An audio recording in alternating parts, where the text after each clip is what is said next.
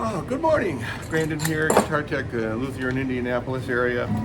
Got a bit of a public service announcement today, and one of the things that kind of sticks in my craw is when people buy a nice guitar, especially when they upgrade and get a better guitar, because most people that play eventually start out with something inexpensive, and then they learn later on that maybe the guitar that grandma got them for Christmas that was 150 bucks may not be, all of a sudden they may not be what they thought it was, not as good, and they want to upgrade. Now this is true of electrics, but also especially with acoustic guitars, violins, cellos, upright basses, clarinets, because they are wood, is no one tells them to keep the instrument hydrated.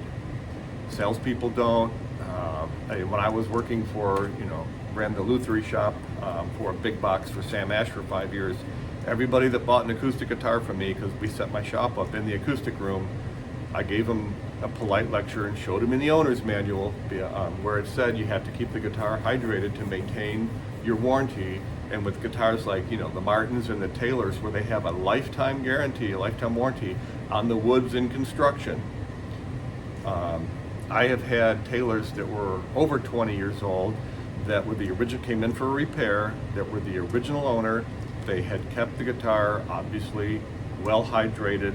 A moisture content test came in between 45 and 50%, and the guitar showed no symptoms of having ever been allowed to get too dry or too wet.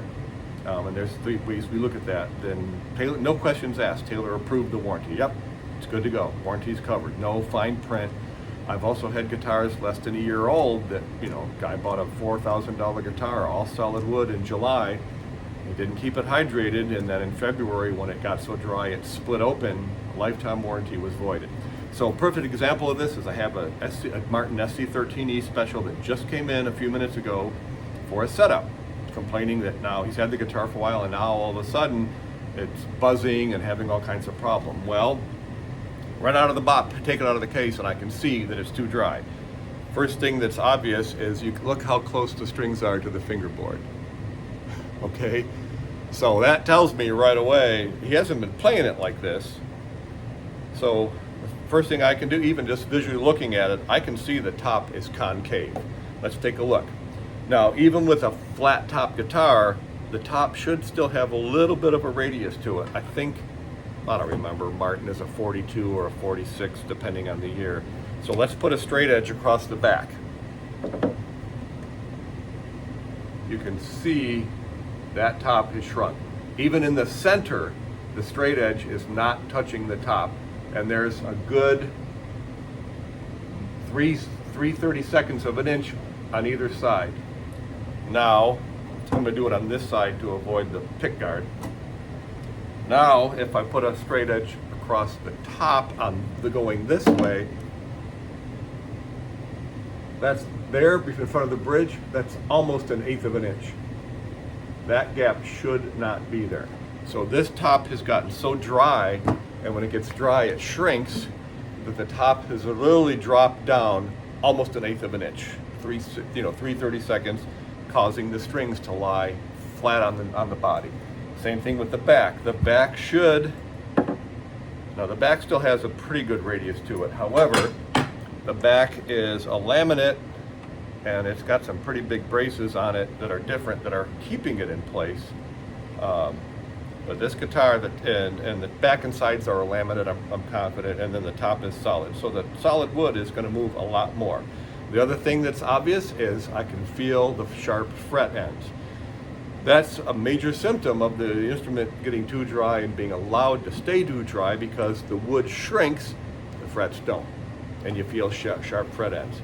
The other major thing that happens, even with electrics, guitars and basses that are allowed to be too dry for too long, is of course the fingerboard shrinks, and it shrinks lengthwise as well, so it starts to pull the neck into a forward bow, and people compensate by continuing to tighten the truss rod, and over the years you get to the point, you shave the frets on the side, tighten the truss rod, you get to the point with the old compression rods especially, where the wood fibers are compressed and the truss rod won't do it anymore. The wood fibers have compressed enough where there's no threads left, and you can't adjust the neck anymore. It won't. So the lesson here is two things that you need to keep your guitar is in the winter, you need a way of putting moisture into the guitar. I prefer the Oasis systems. I've got one here I can show you. Hang on a second.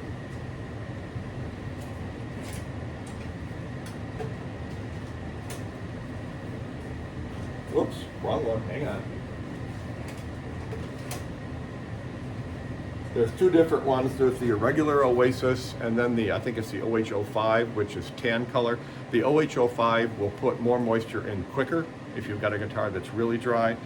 The reason I like these, unlike the others where they're a pack of some sort, is there's no way that pack has got that much moisture in it to keep your guitar where it needs to be for, 2 weeks. With the Oasis, when you first fill it up, it comes with a syringe. You fill it up with distilled water, and so you don't use hard water, which will plug it up eventually. And it'll take about 30 milliliters, which is a good chunk of water. You put it down in between the strings in the sound hole. And it's usually, even in February where it's really dry, if you keep the guitar in the case, this should be good for a good 4 to 5 days. And once it starts to need water, you'll notice it starts to shrink up like this, and it's time to put more water in it. And just put it in the case, keep in the case with the case closed. The other thing you need though is a hygrometer. I've got a couple in the shop. I like these little Inkbird ITH10s. They're about, now you can notice on here that my shop is at 51% relative humidity. That is, I've just bumped up to 52. That's ideal. Best is, most of the manufacturers prefer that you keep the instrument between 45 to 55%. Most of them for warranty claims will accept as low as 40 and as high as 60, just because if you live at the tip of the Florida Keys, it might be harder to keep it at 50, but under 60 is good. And as low as 40, if you live in Arizona, you might have a little trouble getting it that moist at 50%, but 40 is good. And then on top of that, there are other measurements I have to take for a warranty claim for the manufacturer to approve it. You can also get an Oasis. So these Oasis are about 22. The Inkbird is about, I think they're about about 10 or 12 bucks. There are others out there a little more accurate. Oasis also makes a system that's a little bigger, and it has a plastic top, and on the top is a built-in hygrometer and thermometer, so you don't have to buy them separate. And again, that's the kind of system where you just keep adding water to it over time. You don't have to keep buying it every month like you do with the packs.